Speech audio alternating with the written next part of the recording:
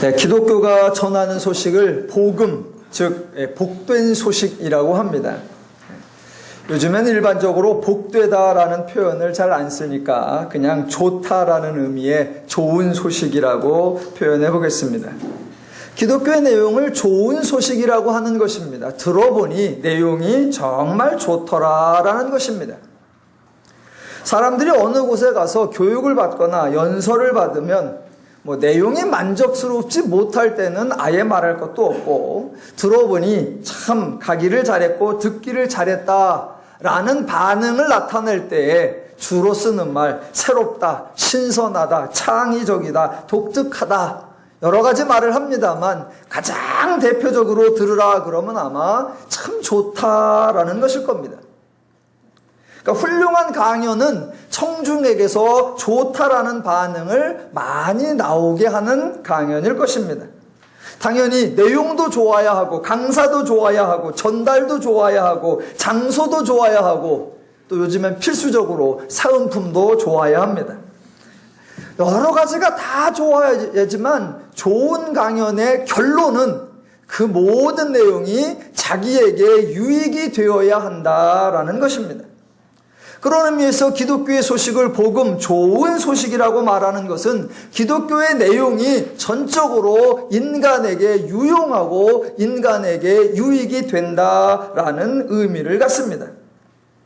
이렇게 좋은 내용이고 좋은 소식의 대표가 기독교인데, 그 기독교의 복음을 전했을 때 성경을 살펴보면 그 소식을 들은 사람들이 과연 복음이라고, 과연 좋은 소식이라고 여겼는지 저와 여러분이 좀 확인해 봐야 하는 그런 모습이 등장합니다.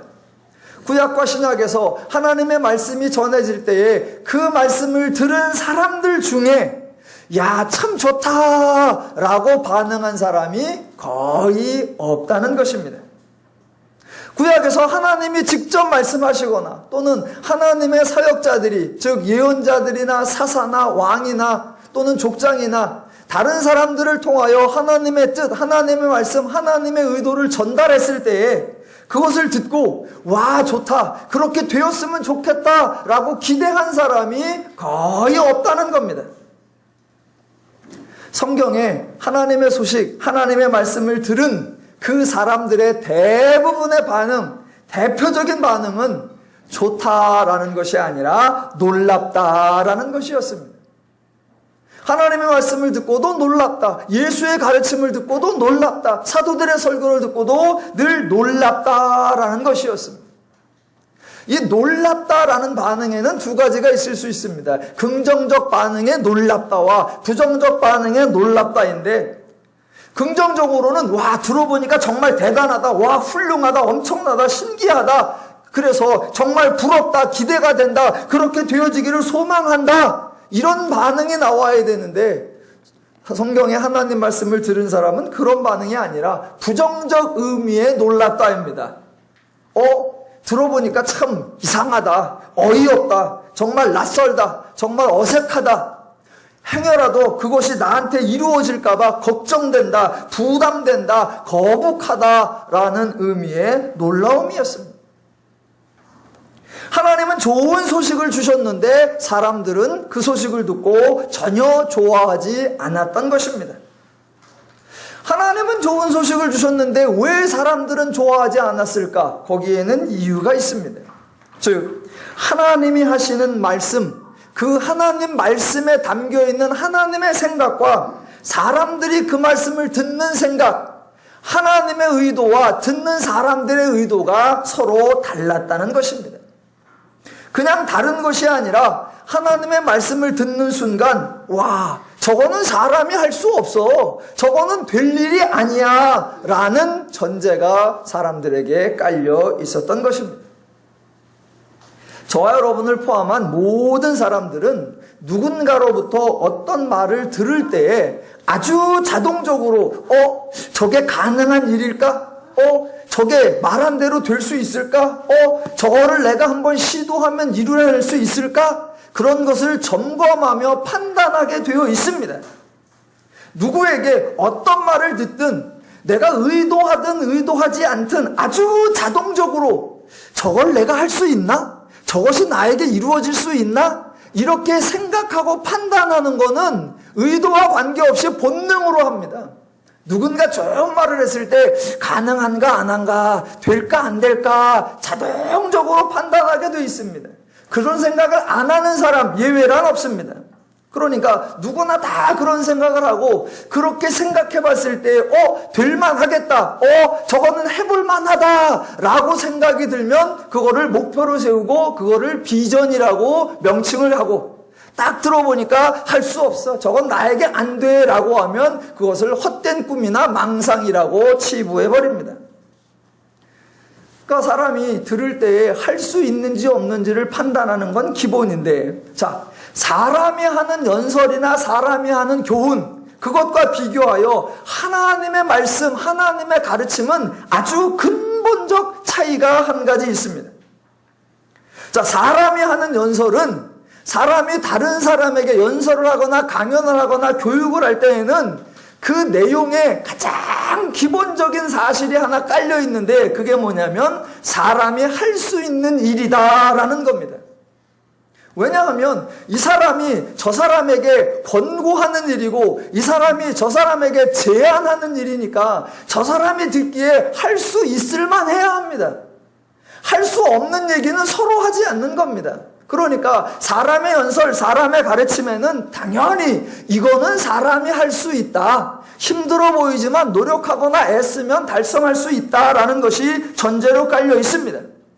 그러나 상대적으로 하나님의 말씀, 하나님의 가르침은 하나님이 하실 일이거나 하나님이 하신 일입니다. 그래서 하나님 말씀 중에는 사람이 할 수 있느냐 없느냐에 대한 전제가 전혀 고려되지 않습니다.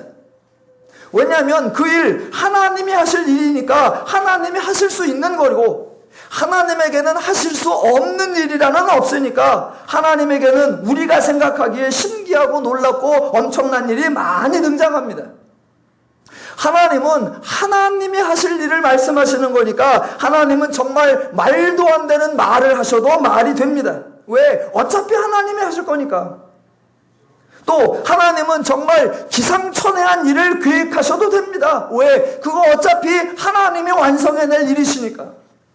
그래서 하나님이 어떤 말씀을 하시든 어떤 목표를 세우시든 그것은 다 괜찮은 겁니다. 왜? 하나님이 계획하시고 하나님이 행하시고 하나님이 책임지시고 하나님이 완성하셔서 그 결과를 인간에게 주시기 때문입니다.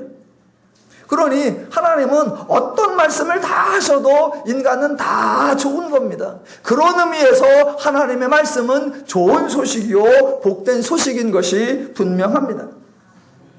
그런데 사람들은 하나님의 말씀은 하나님이 하실 일이거나 하나님이 하신 일이다, 하나님 차원의 일이다 라고 생각하지 아니하고, 하나님이 말씀하시면 늘 하나님이 나에게 지시하는구나, 하나님이 나에게 명령하시는구나 라고 착각합니다.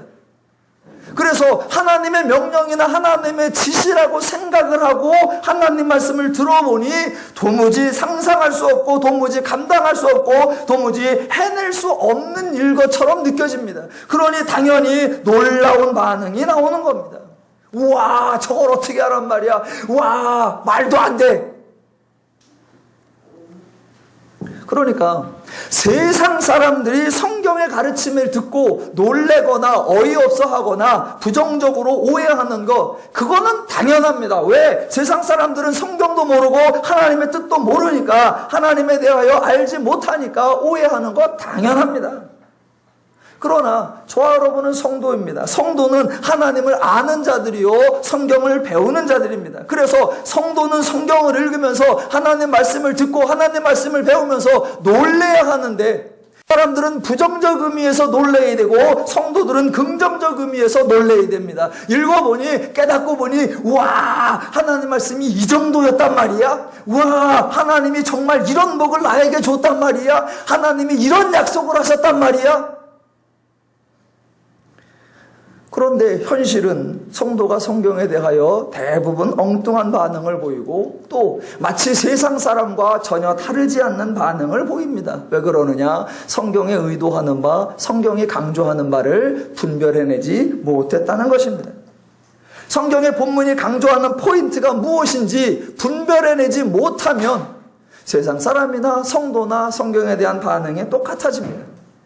성경이 세상의 이야기, 세상의 교훈과 무엇이 다르고 어떻게 다르고 얼마나 다른지 정확하게 분별해내야 합니다. 오늘 성경이 강조하려는 게 무엇일까? 오늘 스데반의 죽음을 통해서 한번 확인해 보도록 하겠습니다. 사도행전에는 1장부터 28장까지 여러 편의 설교가 등장합니다. 많은 설교가 등장하는데 정작 설교하는 사람은 4사람 정도뿐입니다. 가장 먼저 나오는 것이 2장부터 4장까지 보았던 베드로의 설교가 등장합니다. 두 번째가 7장에 나왔던 스데반의 설교이고, 세 번째가 설교라고 하기에는 너무 짧고 신앙 상담이라고 해야 될까? 약간의 쪽부금식 가르침이라고 할 수 있는 8장에 나오는 빌립의 설교가 나오고, 그리고 마지막에는 분량이나 횟수로 가장 대표적인 바울의 설교, 이렇게 4사람의 설교가 등장합니다. 그런데 이 4명에 대한 설교자를 소개하는 방식과 그 설교가 끝났을 때 사람들이 나타낸 반응이 성경에 아주 재미있게 기록되어 있습니다.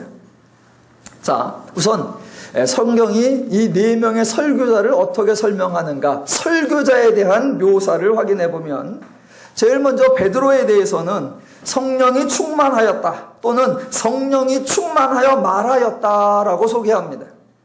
스데반에 대해서도 믿음과 성령이 충만한 사람이었고 또 성령으로 말하였다라고 소개하고 있습니다. 빌립도 집사로 선택되었으니 당연히 믿음과 성령이 충만한 사람이었고, 바울에 대해서는 15장 넘어서부터는 워낙 분량이 많으니까 계속하여 성령이 충만하였다, 성령에 매였다, 성령으로 말하였다라는 표현이 자주 등장합니다. 그러니까 4사람 모두에게 성령이 충만하였다, 성령으로 말하였다라는 표현이 등장하는데, 그 4사람 중에 특별히 스데반과 빌립을 소개할 때는 조금 독특하게 나옵니다. 다음 주에도 이제 계속해서 살펴보겠지만, 빌립을 설명할 때에는 빌립이 성령으로 말했다, 성령의 충만함으로 말했다라는 표현이 없습니다.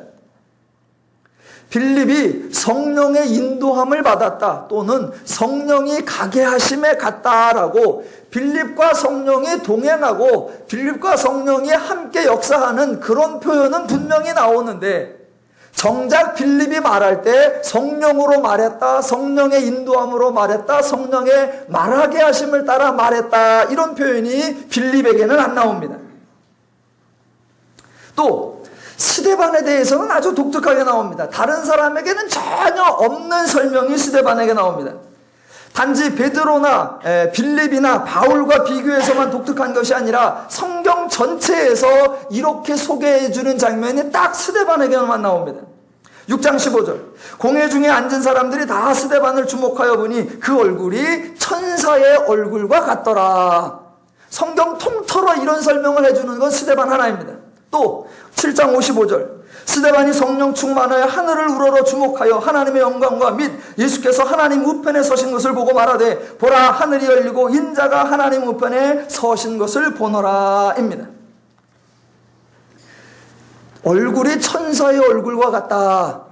천사의 얼굴과 같은 게 어떤 건지 제가 모르겠습니다. 천사도 본 적이 없고 천사의 얼굴과 같은 얼굴도 제가 본 적이 없어서 저 같은 얼굴을 말하는 건지 아닌지를 제가 확인은 못하겠습니다. 그런데 스데반이 천사의 얼굴과 같더라라고 했고, 또 하나님과 인자가 하나님 우편에 앉아 서신 것을 보더라, 이런 표현도 한 번밖에 안 나오는 겁니다. 물론 하나님의 임재를 경험하거나 하나님의 영광을 체험한 그런 사건은 사도행전에도 또 나옵니다. 바울의 경우에도 다메섹 가는 도상에서 하나님의 임재를 경험합니다. 그런데 묘사가 좀 다른 겁니다. 바울의 경우는 다른 일을 하러 가는데 하나님이 주도적으로 나타나서 바울은 자기의 의도와 관계없이 일종의 당하는 거예요. 하나님이 나타나면 깜짝 놀라면서 직면하는 거예요. 그런데 스데반은 하나님이 나타나니까 보는 게 아니라 자기가 주목하여로 우러러 보니 하나님도 보고 인자가 하나님 우편에 앉은 것을 보고, 그러니까 바울의 경우와는 차원이 다르게 등장하는 겁니다. 그러니까 사도행전에서 4명의 설교자를 소개하는데 그 중에 스데반에 대한 묘사가 가장 독특하고 가장 엄청나게 나옵니다.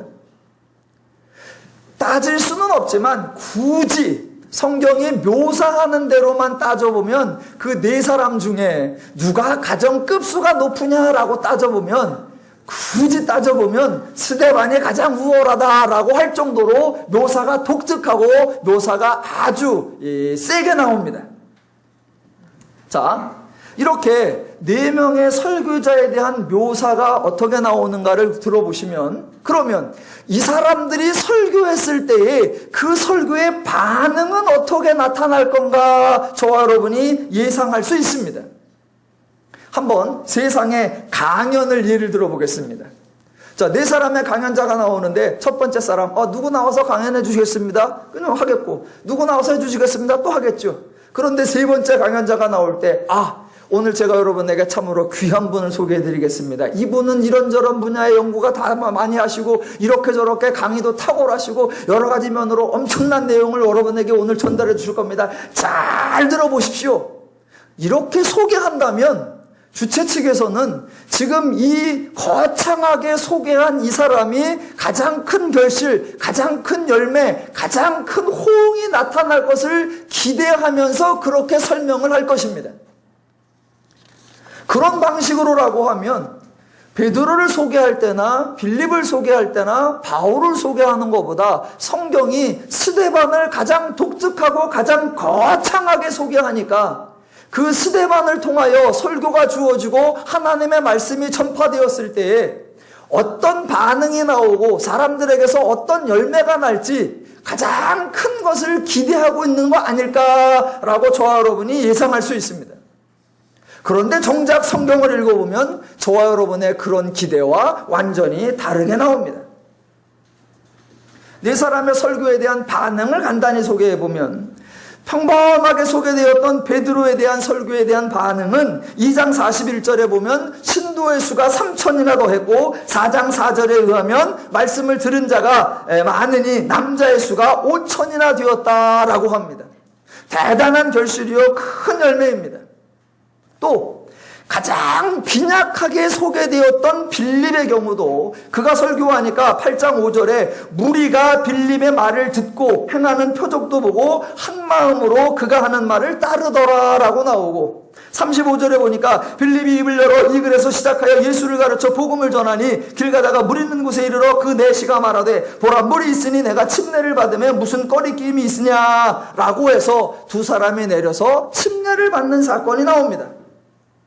몇 명이나 베드로의 경우는 3,000, 5,000 숫자가 나왔지만 빌립의 경우에는 숫자는 나오지 않지만 무리가라는 표현도 나오고 또 특정인이 행동한 것도 나옵니다. 여하튼 열매가 있고 결실이 있습니다. 바울의 경우에는 설교도 하도 많이 했고 열매도 하도 많으니까 특별히 언급하지 않겠습니다. 거기는 참 많습니다. 자, 여하튼 베드로나 빌립이나 바울의 경우는 복음을 전하니까 듣고 믿은 자, 듣고 침례를 받은 자, 흔히 말해서 전도의 열매가 있었습니다. 그런데 스데반, 가장 거창하게 소개되었고 가장 독특하게 소개되었던 이 스데반이 설교한 후의 반응이 어땠느냐? 오늘 본문 6장 54절에 이렇게 나옵니다. 그들이 이 말을 듣고 마음에 찔려 그를 향하여 이를 갈거늘. 이것뿐입니다. 믿은 자도 없고 침례를 받은 자도 없습니다.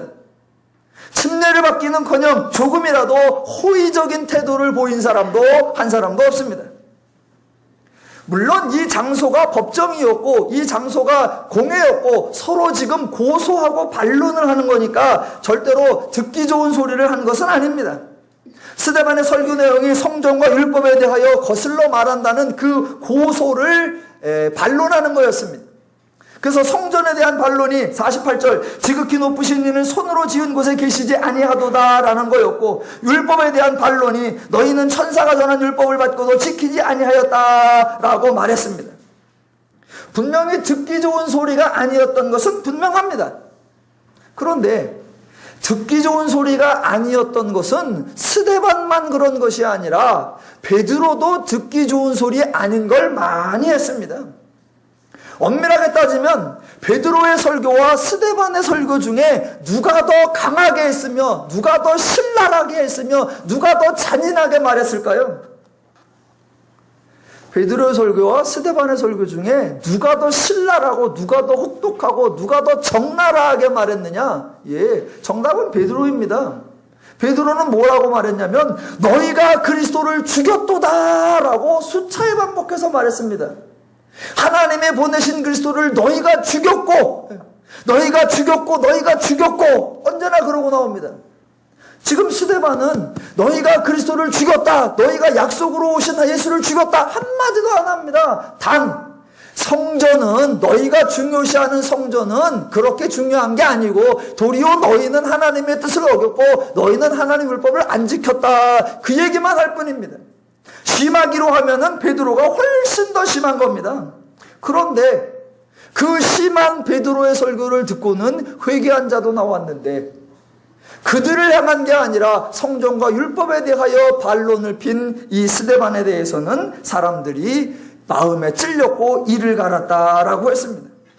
그래서 결국 스데반의 운명이 어떻게 되냐? 58절 성 밖으로 내치고 돌로 칠세. 59절 그들이 돌로 치니. 그리고 마지막 60절 이 말을 하고 자니라. 그것뿐입니다. 한 명도, 단 한 명도, 단 한 번도 스데반의 설교에 대한 열매도 결실도 긍정적 반응도 없습니다. 그리고 나서 스데반의 이야기가 끝입니다. 8장에 새로 안 나옵니다. 그 이후에 한 구절도 안 나옵니다. 아니, 이렇게 끝날 거면 뭐하러 스데반을 그렇게 거창하게 설명했고, 이렇게 끝날 거면 스데반을 그렇게 독특하고 신기하게 설명을 했을까요?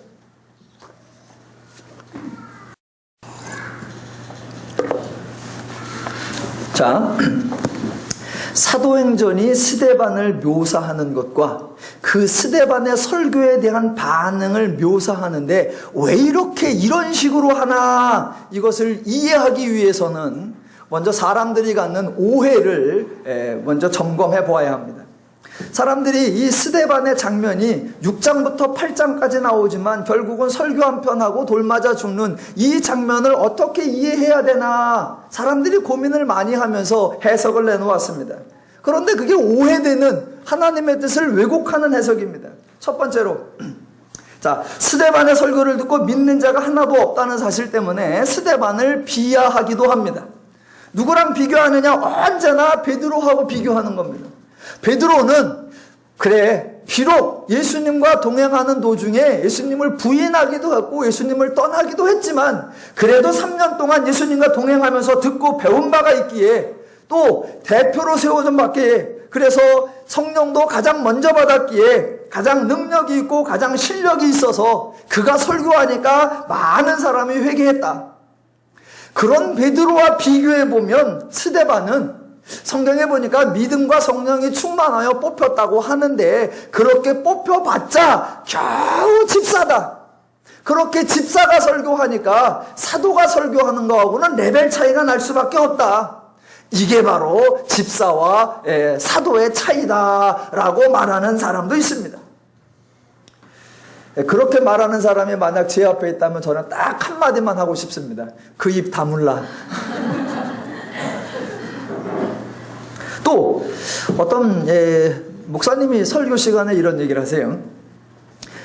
신학교의 설교학 교수들이 베드로의 설교 본문과 스데반의 설교 본문을 두 개를 비교해 봤답니다. 길이로는 스데반의 설교가 길어요. 다만 베드로의 설교는 여러 편으로 나눠 있으니까 합치면 내용이 비슷합니다. 길이가 비슷합니다. 그래서 두 개의 설교를 설교학적 관점에서 분석해 봤답니다. 그래서 어느 게 나을까? 설교학자들의 평가에 의하면 스데반의 설교가 훨씬 낫다는 거예요. 논리적으로도 뛰어나고 설득력도 뛰어나고 수사력도 뛰어나고 전개 방식도 뛰어나고, 스데반의 설교가 설교학적 측면에 A뿔이라면 베드로의 설교는 한 C나 요것밖에 안 된다. 그렇게 스데반의 설교가 훨씬 탁월했고 베드로의 설교는 투박하고 감정적이고 이랬다라는 겁니다. 그랬는데 그렇게 설교학적으로 뛰어난 스데반의 설교를 듣고는 왜 아무도 믿는 자가 없고 투박한 베드로의 설교를 듣고는 3,000명, 5,000명이 회개했을까? 과연 이것을 어떻게 설명해야 하는가? 그랬더니 그분이 내린 결론이 뭐냐면, 그래서 설교는 논리력으로 하는 게 아니라, 그래서 설교는 설득력으로 하는 게 아니라, 그래서 설교는 성령을 따라서 해야 되는 겁니다 라고 내렸습니다. 결론을. 그 결론에 절대로 동의할 수 없습니다. 왜냐하면 성경에 의하면 베드로도 말할 때 성령 충만하여 성령의 말하게 하심을 따라했다라고 말하고, 스데반도 믿음과 지혜와 성령에 충만했고 성령의 말하게 하심을 따라했다라고 했습니다. 그러니까 논리에 따라하는 것이 아니라 성령으로 한다라는 말에는 동의하지만 베드로는 성령으로 했고 스데반은 논리로 했다, 절대로 그렇지 않습니다. 그러니까 지금 이 두 사람의 대조가 어떻게 등장하며 이 두 사람에 대하여 누구를 성공으로 보고 누구를 실패로 보고 누구를 결실이 있는 것으로 보고 누구를 결실이 없는 것으로 보느냐, 과연 성경은 우리에게 무엇을 보여주려고 하느냐, 그 포인트를 잘 잡아야 한다는 겁니다. 그런데 많은 경우에는 베드로를 성공한 사역자로 보고 베드로의 사역이 열매가 있는 사역으로 본단 말입니다. 과연 성경이 그렇게 우리에게 제시하려고 사도행전 7장을 보여주고 있느냐라는 겁니다. 조금 아까 제가 소개한 두 가지 모두 사도행전의 의도를 오해하는 겁니다. 베드로 성공한 사역, 스데반 실패한 사역? 아니요. 베드로는 열매와 결실이 있고 스데반은 아무 열매나 결실이 없느냐? 아니요. 그런데 사람들은 베드로가 성공하고 베드로가 열매가 있는 줄로 알아서 베드로처럼 되고 싶은 사람이 많지 스데반처럼 되고 싶은 사람이 참 적습니다. 그런데 성경이 과연 그런 의도일까? 자, 사도행전은 신약성경에서 복음서 다음에 나오는 책입니다. 그렇다면 복음서에는 인간이 죄인이 된 것을 안타까워하시사 하나님이 그리스도 예수를 보내서 예수의 십자가 사역으로 말미암아 인간을 구원하는 사역이 기록되어 있습니다. 그런 예수의 사역으로 말미암아 구원받은 성도들의 모습이 사도행전에 등장합니다. 그렇다면 사도행전에서 구원받은 성도의 모습으로, 죄를 이긴 하나님의 자녀의 모습으로, 하나님 나라의 유업을 이은 새로운 피조물의 모습으로, 사망 권세를 이긴 승리자의 모습으로 우리에게 샘플로 보여주려고 하는 모습이 과연 누구이고 그 모습이 과연 어떤 모습이겠느냐라는 겁니다.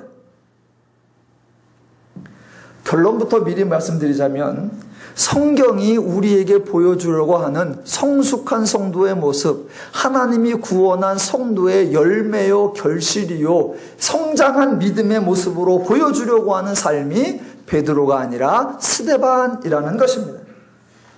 그렇다면 과연 스데반을 우리에게 성숙한 성도, 건강한 성도, 믿음 있는 성도의 모습으로 제시하는 게 무엇이냐라는 걸 확인해야 하는 겁니다. 자, 성경에 지금 이 스데반의 모습을 성경이 우리에게 모델로 보여주고 성경이 우리에게 거룩한, 성숙한, 믿음 있는 성장한 모습의 모습으로 보여주는데 과연 이 모습을 어떻게 이해해야 되느냐? 성경의 다른 구절을 좀 확인해 보시면 비교해서 그렇구나라는 걸 확인할 수 있습니다. 자, 구약에 아브라함을 한번 예를 들어 보겠습니다. 믿음이 없는 아브라함에게 하나님이 찾아오셔서 하나님의 은혜를 주셔서 믿음이 있게 하고 신앙인으로 하나님을 아는 사람으로 변화시킵니다. 그랬을 때 성경이 제시하는 아브라함의 모습, 하나님을 모르던 모습에서 하나님을 아는 자의 모습으로, 하나님의 백성, 하나님의 자녀의 모습으로 성경이 우리에게 보여주는 장면이 뭐냐라는 겁니다.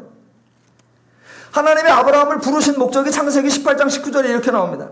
내가 그로 그 자식과 권속에게 명하여 여호와의 도를 지켜 정의와 공의를 행하게 하려 그를 택하였나니입니다.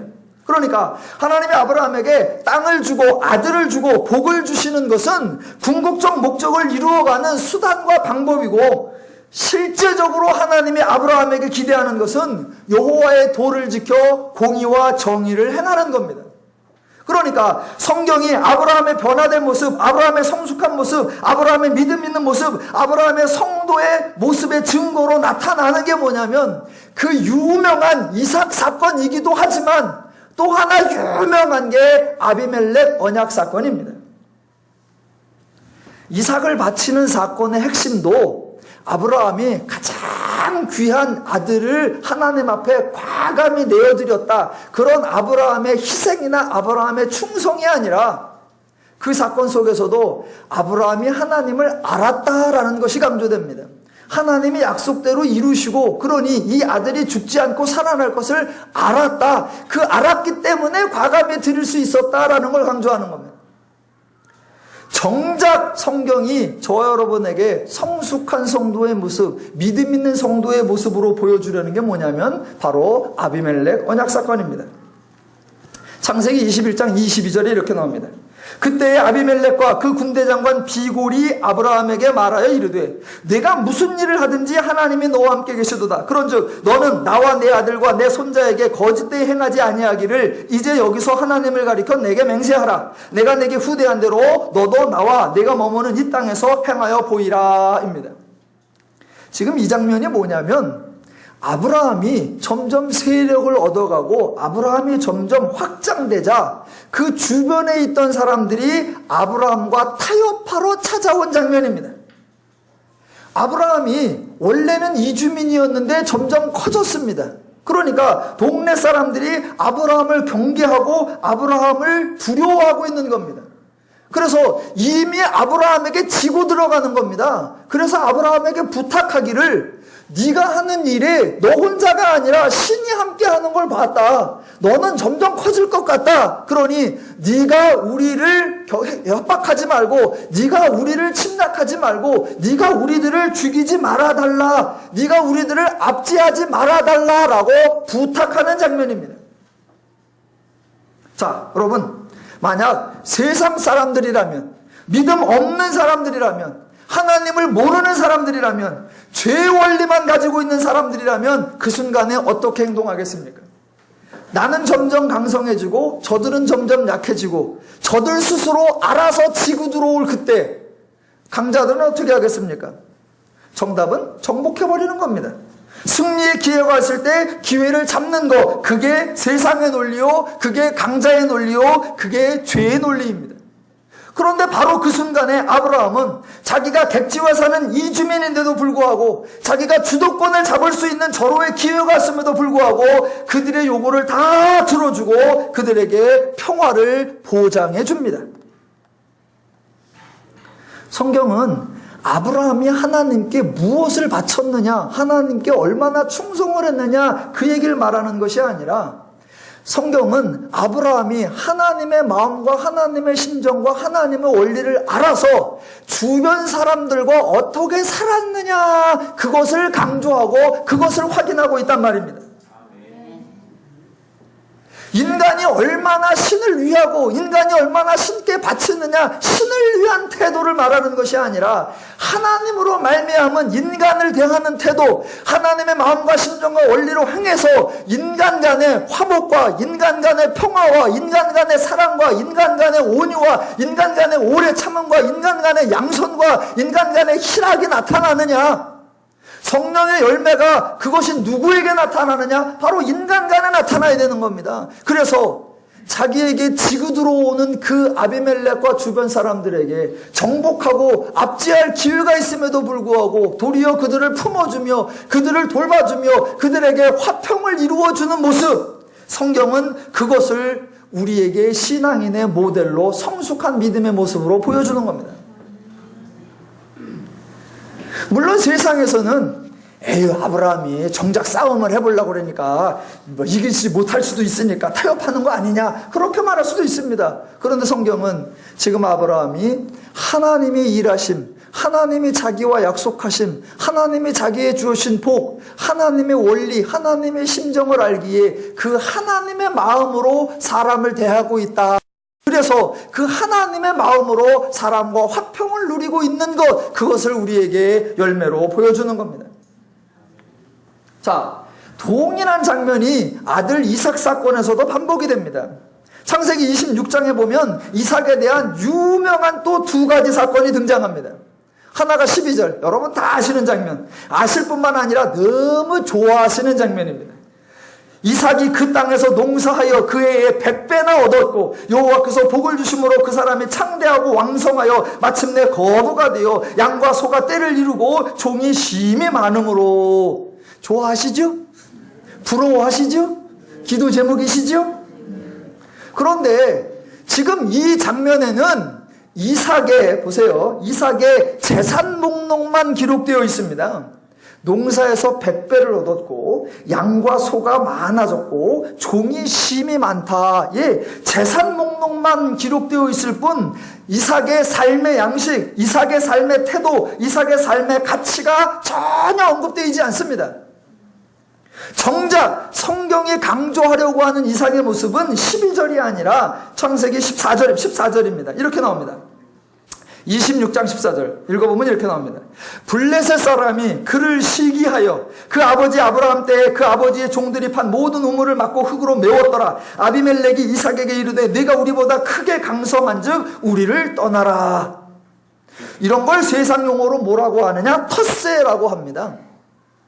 이삭이 농사를 지니까 100배나 얻었고 양과 소가 많아졌고 종들도 심히 많아졌습니다. 그러니까 거기에 살던 사람들이 시기하여서 자, 우물을 막아버리고 떠나라고 합니다. 텃세고 어거지이고 강짜 놓는 거입니다. 그렇게 하는 이유가 뭐냐? 딱 하나예요. 시기하여입니다. 그들의 말한 표현으로 하면 이삭이 훨씬 더 강성합니다. 그러니까 강성하니까 시기가 나오고 그렇게 뒀다가는 자기들이 어찌할 수 없을 것 같으니까 미리 예방하기 위하여 이삭에게 나옵니다.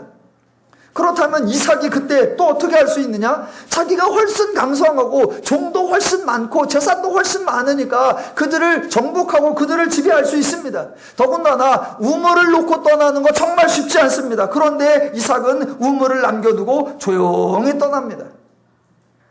그래서 다른 곳으로 가요. 그랄 골짜기에 가서 그 골짜기를 파서 또 샘의 근원을 얻어요. 사람들이 또 쫓아와서 그 우물 내놓으라고 하니까 그거 주고 또 떠납니다. 그러니까 또 쫓아와서 또 뺏어요. 그러니까 주고 또 떠납니다. 자, 보세요.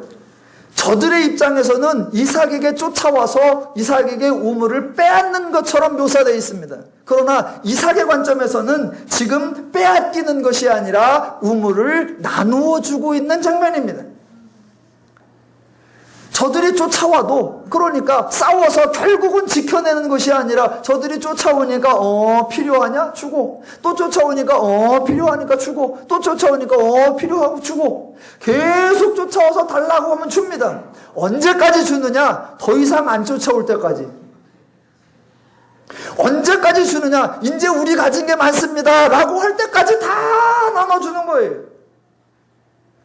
지금 성경이 저와 여러분에게 믿음 있는 사람의 모습, 신앙 있는 사람의 모습, 하나님을 아는 자의 모습으로 제시하는 게 뭐냐라는 겁니다. 이삭이 하나님을 위하여 무엇을 했는가? 이삭이 주를 위하여 어떤 일을 행했는가? 전혀 강조하지 않습니다. 이삭이 하나님께로 은혜를 받아 그 하나님의 마음과 심정과 원리로 사람들에게 어떻게 대하여 그 사람들과 어떤 관계를 이루어내느냐, 성경이 강조하는 게 그겁니다.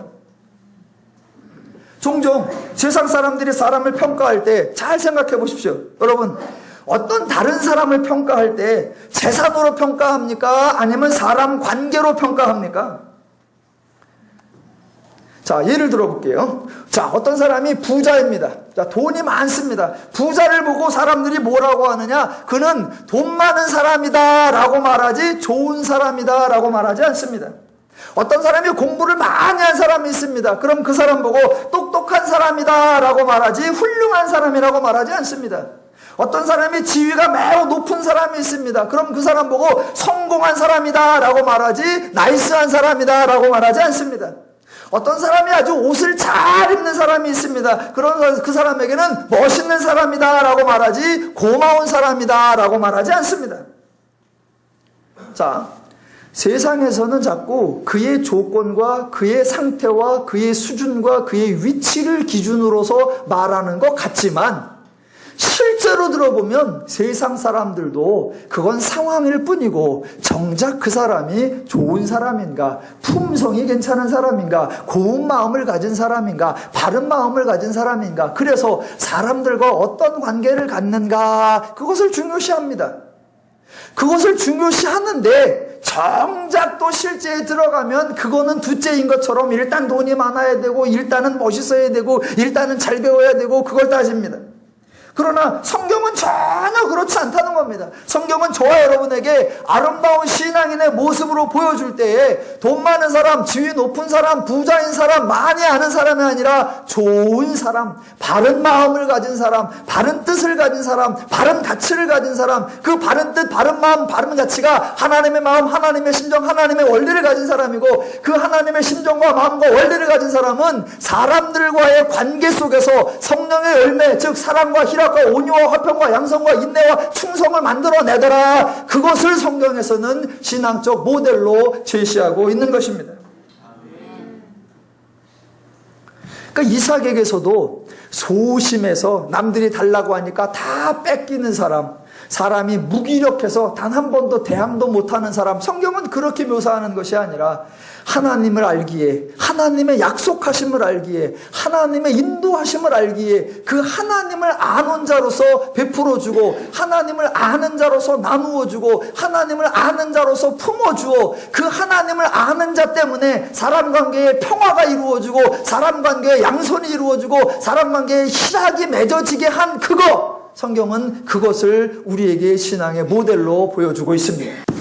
자, 오늘 지금 스데반의 설교, 예를 들어 그 앞에 나오는 바울이나 그 뒤에 앞에 나오는 베드로나 그 뒤에 나오는 바울과 예를 들었을 때 스데반을 성경이 왜 이렇게 묘사하는가, 그걸 지금 점검해 가는 겁니다. 자, 하나 더 보겠습니다. 세상에서는 누가 강자냐? 이기는 자가 강자입니다. 그런데 기독교, 즉 하나님의 기준에서는 강자가 누구냐? 져주는 사람이 강자입니다. 세상에서는 누가 강자냐? 자기 목적을 성취하는 자가 강자입니다. 그런데 하나님의 기준에서는 상대방을 위해주고 상대방을 배려해주는 자, 그가 강자입니다. 그 기독교적 강자의 모습, 기독교적인 승자의 모습을 보여주는 대표적인 대표가 누구냐? 바로 요셉입니다. 구약에 나오는 요셉. 요셉 그러면 가장 먼저 떠오르는 게 아마 총리라는 것일 겁니다. 높아졌다는 것이고 성공했다는 것일 겁니다. 그러나 정작 중요한 것은 높아졌다는 것이 아니라 총리가 되었다, 높아졌다, 성공했다. 그러면 높아져서 성공해서 총리가 되어서 사람들과 어떤 관계를 맺었고 높아져서 사람들과 어떤 삶을 살았느냐, 그게 중요합니다. 그 사람의 재산 여부를 묻지 말고 그 사람의 지위 여부를 묻지 말고 그 사람의 학력 여부를 묻지 말고 그 사람의 삶, 그 사람들이 다른 사람과 어떤 관계를 맺으며 살아갔느냐, 그것을 물어야 합니다.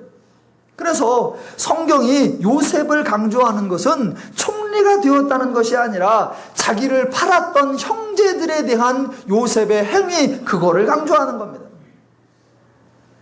형제들과 요셉이 서로 신분을 나중에 이제 알게 되었습니다. 요셉이 총리가 되었었을 때. 자, 그러니까 형들이 이제 깜짝 놀란 겁니다. 와, 자기들이 팔았던 요셉이 총리가 되어서 자기들의 정체를 알았단 말입니다. 그리고 이제 아버지는 죽고 자기들만 남으니까 걱정이 태산입니다. 그래서 그때 형들이 요셉에게 하는 말이 이겁니다. 요셉의 형제들이 그들의 아버지가 죽었음을 보고 말하되 요셉이 혹시 우리를 미워하여 우리가 그에게 행한 모든 악을 갚거나 하지 아니할까 걱정을 합니다. 그래서 아버지의 이름으로 부탁을 합니다. 내 형들이 비록 내게 악을 행하였을지라도 이제 바라건대 그들의 허물과 죄를 용서하라. 이때 중요한 게 요셉의 태도란 말입니다. 결론은 요셉이 형들을 용서합니다. 그런데 성경이 지금 강조하려는 것은 요셉이 형들을 용서했다라는 게 아닙니다. 요셉은 승리한 자로서 원수를 용서했느냐? 아니요. 성경이 그 용서 사건에서 강조하려는 게 뭐냐면 요셉은 지금 그 상황에 대한 전혀 다른 기준과 전혀 다른 판단과 전혀 다른 마음을 가지고 있다라는 겁니다. 그 결론 20절 이렇게 나옵니다. 당신들은 나를 헤아려 하였으나 하나님은 그것을 선으로 바꾸사 오늘과 같이 많은 백성의 생명을 구원하게 하시려 하셨다. 더 앞으로 나아가 보면 창세기 45장 5절에 이렇게 말합니다. 당신들이 나를 이곳에 팔았다고 해서 근심하지 마소서, 한탄하지 마소서. 하나님이 생명을 구원하시려고 나를 당신들보다 먼저 보내셨나이다. 자, 무슨 말이냐면 요셉이 팔려와서 감옥에서부터 총리가 되는 과정 중에 하나님의 은혜를 체험한단 말입니다. 그 하나님의 은혜를 체험하고 하나님의 은혜를 다 체험하고 나니까 상황에 대한 전혀 다른 기준이 생긴 거고 다른 판단이 생긴 겁니다. 형들은 나를 팔았는데 하나님이 도와서 총리가 되게 했어 라고 판단하는 것이 아니라 이런 때를 위하여 하나님이 나를 이곳에 먼저 보내셨어 라고 하는 겁니다. 요셉처럼 생각하면, 즉 형들이 팔았는데 하나님이 나에게 본때 보이라고 총리가 됐어 라고가 아니라 하나님이 이때를 위하여 나를 먼저 보내신 거야 라고 판단을 해버리면 형들은 요셉을 팔은 적이 없는 겁니다. 요셉의 생각에는 형들이 팔은 것이 아니라 하나님이 이때를 위하여 나를 먼저 보낸 거니까 형들이 나를 팔은 적이 없는 거예요. 형들이 나를 팔은 적이 없다고 생각하면 형하고 우리는 원수가 아닌 거고 형하고 나는 나쁜 관계가 아닌 거고 나는 이 시간 형들을 용서하고 형들의 잘못을 묵인해 주는 게 아니라 그런 거는 아예 설정 자체가 안 된단 말입니다. 왜? 하나님의 가치와 기준과 마음으로 상황에 대한 전혀 다른 이해, 전혀 다른 가치를 가져버리는 거예요. 하나님이 이때를 위해 나를 먼저 보내주셨어. 그러니까 형들을 보면서 원수이지만 내가 비록 용서한다. 원수이지만 내가 넉넉한 마음으로 어차피 내가 큰 놈이니까 이제 내가 더 강자니까 내가 아량을 베푼다. 그게 아니라 먼저 나를 보내주셨고 이 역할을 하라고 나를 이곳에 보내셨으니 내가 형들을 책임지는 거, 내가 형들을 돌보는 거, 내가 형들을 보호하는 거, 그게 나의 역할이다. 만약 형들이 두려움을 느끼거나 형들이 불안함을 느끼거나 형들이 염려함을 느끼거나 형들이 곤고하면 그것이 내가 여기 왔던 이유를 온전히 이루지 못한 것이고 그게 내가 실패한 거다. 그런데 지금 형들이 나한테 와서 아니 나를 용서하고 우리를 잘못을 갚지 말아달라니 그 무슨 말도 안 되는 말씀입니까? 아니요, 하나님이 먼저 보내셨습니다 라고 하는 거예요. 거기 무슨 원수에 대한 용서와 형제의 뜨뜻한 의리, 아니요. 성경은 그렇게 말하는 것이 아니라 요셉의 성품이 온전하였다, 요셉의 마음이 관대하였다, 요셉이 너그러웠다, 그걸 말하려고 하는 것이 아니라 요셉이 하나님의 은혜를 경험하니 상황을 바라보고 조건을 바라보고 여건을 바라보고 관계를 바라보는 기준과 가치와 마음이 죄의 기준에서 하나님의 기준으로, 죄의 마음에서 하나님의 마음으로 바뀌었다. 그 하나님의 마음과 기준이 있으니 사람들에게 하나님의 원리와 하나님의 방법으로 행하더라. 그게 성경이 보여주려고 하는 성도의 성숙한 모습입니다. 지금 말씀드린 대로 아브라함의 모습, 이삭의 모습, 그리고 요셉의 모습, 이 성경이 성도의 모습으로 간직하고 우리에게 제시하는 그 기준을 아시고 오늘 스데반의 삶을 판단해야 한다라는 겁니다. 안타깝게도 사람들은 사도행전에서 죄의 기준으로 사람들을 평가합니다. 결국은 몇 명이나 믿는 자가 생겼느냐라고 하는 성과주의, 실적주의, 업적주의의 판단에 근거를 세웁니다. 그런 기준을 적용하면 베드로는 능력자요 성공자이고 스데반은 실패자에 불과합니다. 그러나 성경이 강조하려는 건 전혀 다르단 말입니다.